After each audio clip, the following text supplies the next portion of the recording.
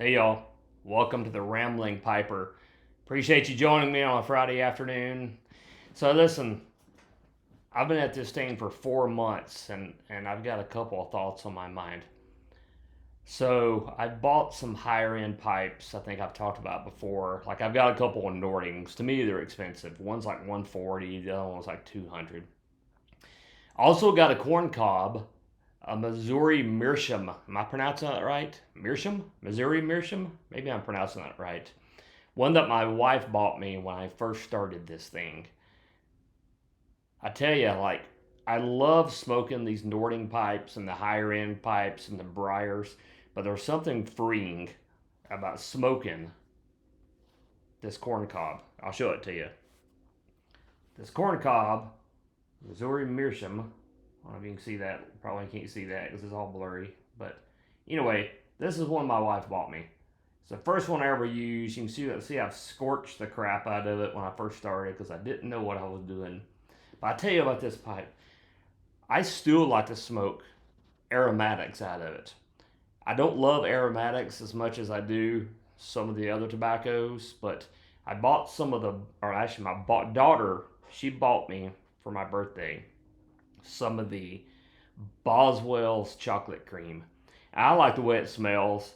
I smoked it in this thing last night. I don't have to worry about my good pipes. I say good pipes, my briar pipes, my more expensive ones, getting ghosted. That's kind of a little bit of a concern. Maybe some people don't care. I guess I kind of do. But this thing here, like it was a little windy last night. I don't like smoking a pipe in the wind, but with this thing, I just don't have to care. If I scorch it or it burns hot, it's just really not going to bother me.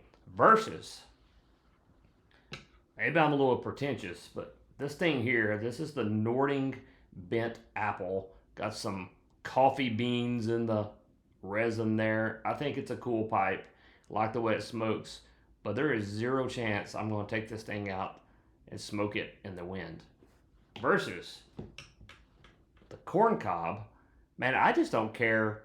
Like, like if I drop it or whatever, if I drop it and the dog runs off with it, I'm not gonna cry about it because it was $10 or $20. I mean, I guess it's a little sentimental. So my wife bought it for me for Christmas, and it's the first. I guess it's the first pipe I got in addition to one that my daughter also bought me. But yeah, I mean, there's freedom in these corn cobs. I don't know, and they smoke well. Like I bought two more. I'll show them on another video. I bought a couple like maybe a month ago. Really just bought them for the purpose of having them to try new tobaccos before I like, especially something that's like, I'm probably gonna mispronounce this, Latakia or Perique. If those are pretty heavy tobaccos, like I don't really want to like get those in one of my Nordings and ghost it and get that heavy presence in there. So some of these new tobaccos I'm kind of iffy about that I'm trying. I prefer to use one of these other corn cobs. But man, again, something freeing about this thing. Maybe it's just me.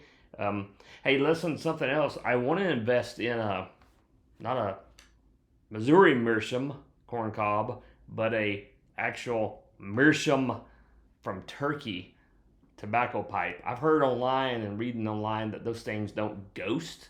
Gotta be careful with them because from what I gather, they can break easy. But I'm wondering if those things are worth the money.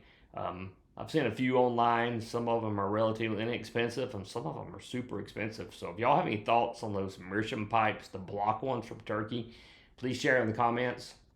Otherwise, I'm about to go excuse me, fire up some Peterson, either nightcap or early morning in this bad boy, and enjoy my Friday afternoon here in Texas. Y'all have a good weekend. Subscribe and like. Appreciate your time.